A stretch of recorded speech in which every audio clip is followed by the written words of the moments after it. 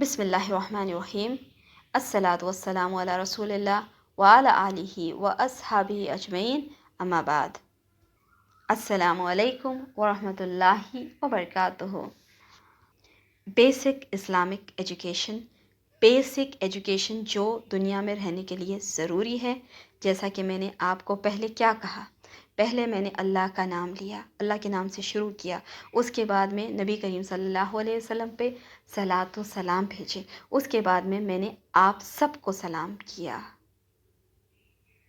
سلام کا مطلب یہ ہے کہ آپ پر اللہ سبحانہ تعالیٰ کی سلامتی ہو اور اس کی رحمت ہو۔ میں نے آپ کو دعائیں دی۔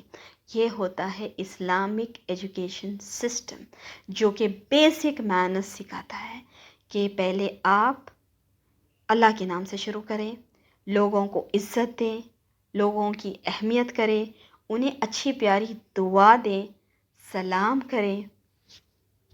اس کے برعکس اگر آپ دیکھیں تو ہمارے اسکولوں میں کیا سکھایا جاتا تھا؟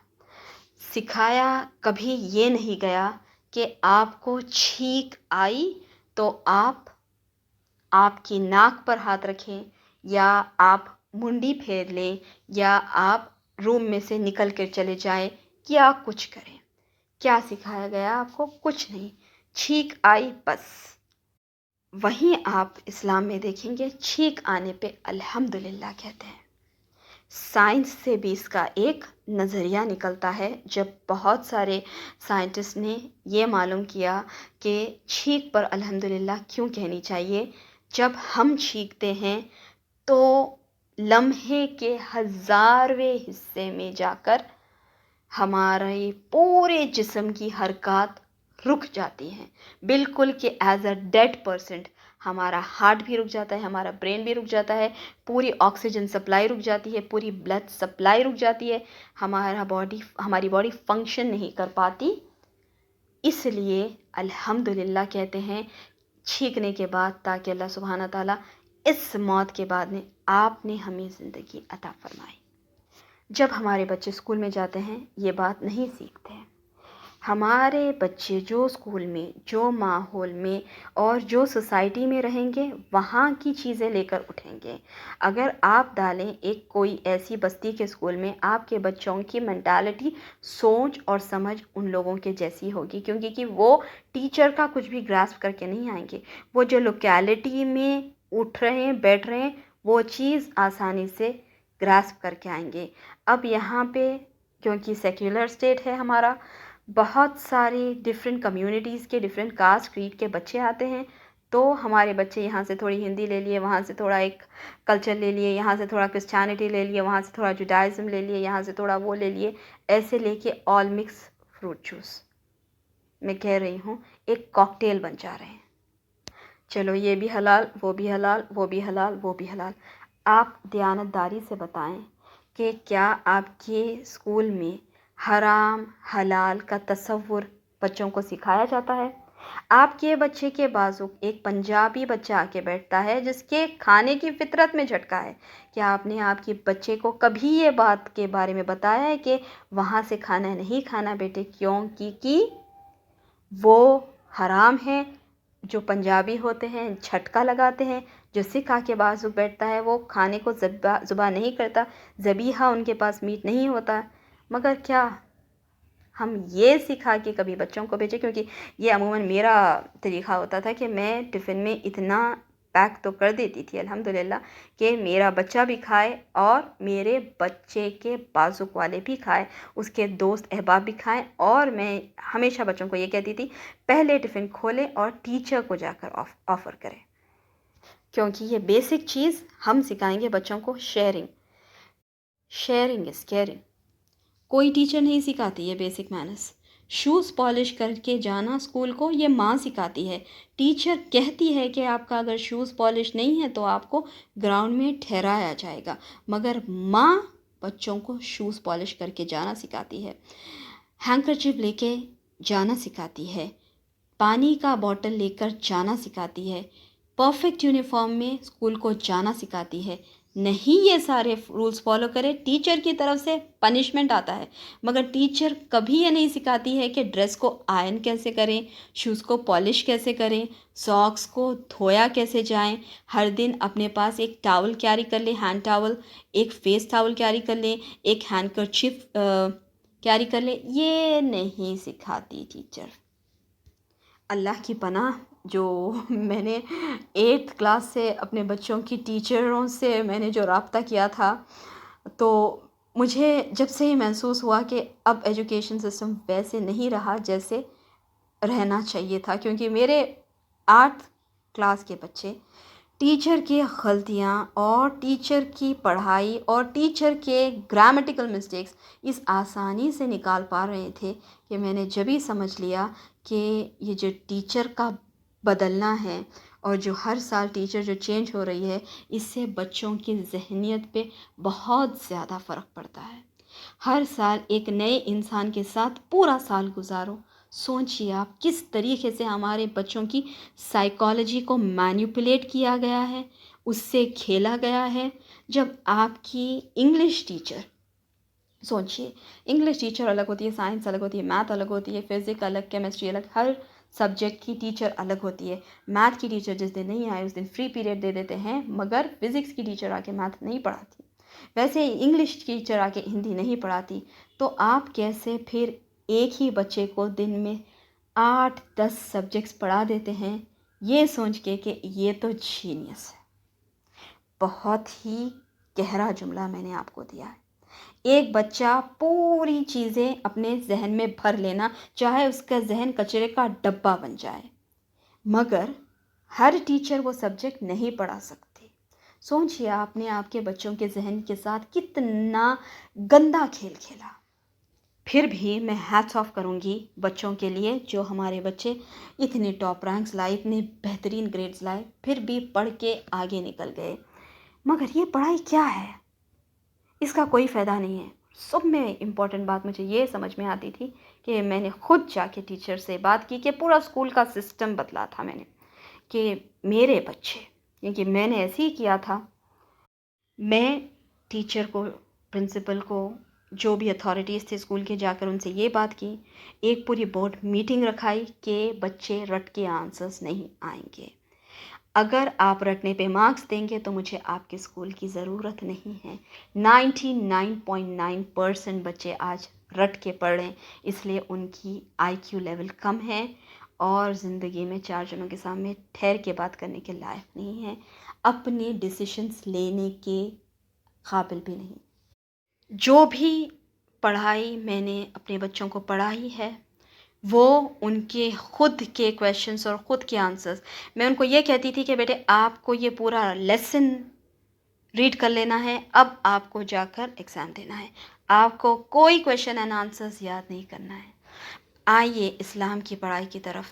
جب ہمارے بچے یہ سارے اسکول کے بکس چھانٹ لیتے ہیں اور اتنی اچھی طریقے سے رٹ لیتے ہیں، تو ہمارے گھر میں کتنے حافظ ہونے چاہیے، کتنے حافظ قرآن ہونے چاہیے؟ ایک ہی کتاب ہے نا قرآن۔ کیوں ہمارے بچے حفظ نہیں کر پاتے، جبکہ 8 پیجز کے سیوکس کے، اکانومکس کے، کامرس کے، انگلش کے، لٹریچر کے، بلا بدتر کے، بایولوجی کے، باٹنی کے اتنے بڑے بڑے آنسرز یاد کر لیتے ہمارے بچے، کیوں حفظ نہیں کر پاتے؟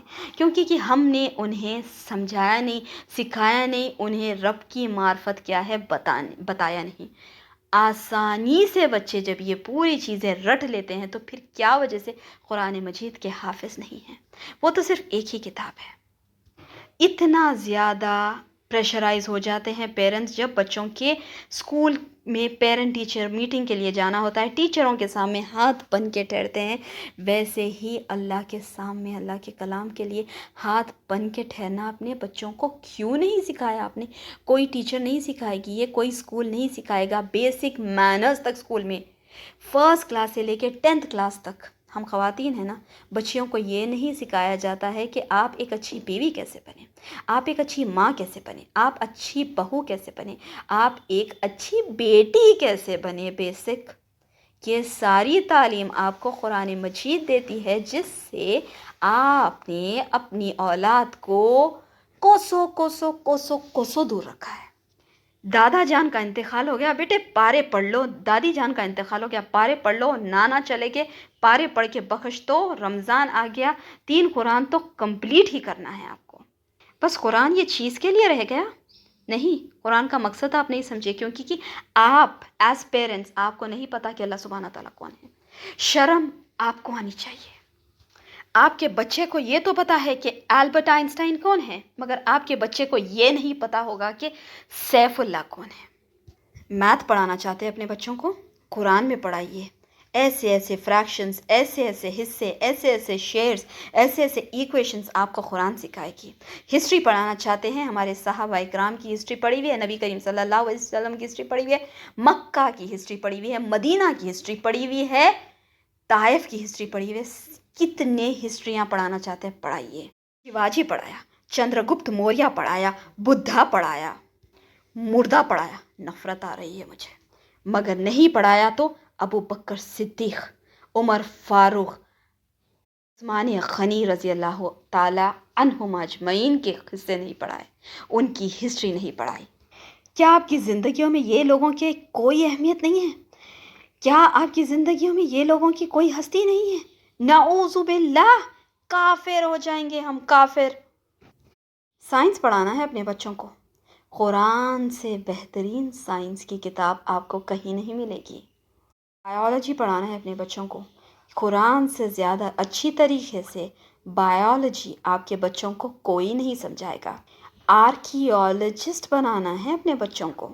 شاید یہ آیت سے آپ نہیں گزرے ہوں گے، فن فرو فی الارض، گھومو پھرو زمین میں، کیف کان عاقبۃ المکذبین، کس طرح ہم نے انجام کیا وہ لوگوں کا جو لوگ چھٹلاتے تھے۔ نوح علیہ السلام کی کشتی ملے گی، یاجوج ماجوج کی دیوار ملے گی، مصر میں فرعون کا اسکیلیٹن ملے گا۔ یہ چاند کیسے شک ہو گیا وہ پڑھیے، مون سپلٹ پڑھ کے دیکھیے، اس آیت کے اوپر غور و فکر کریے، اس معجزے کی تہ تک جائیے۔ اور اکانومکس پڑھانا چاہ رہے ہیں، کامرس پڑھانا چاہ رہے ہیں، فائنانس پڑھانا چاہ رہے ہیں، اللہ کے خلاف تیار کر رہے ہیں آپ کے بچوں کو۔ مسلمس تقریباً یہی لیتے ہیں سبجیکٹ، سی ای سی، ایم ای سی، ایچ ای سی، یہ سارے حرام ہیں کیونکہ فائنانس سسٹم حرام ہے۔ اکانومکس کا جو سسٹم پڑھایا جاتا ہے، یہاں پہ سودی لین دین کے بارے میں آپ کے بچوں کو پڑھایا جاتا ہے۔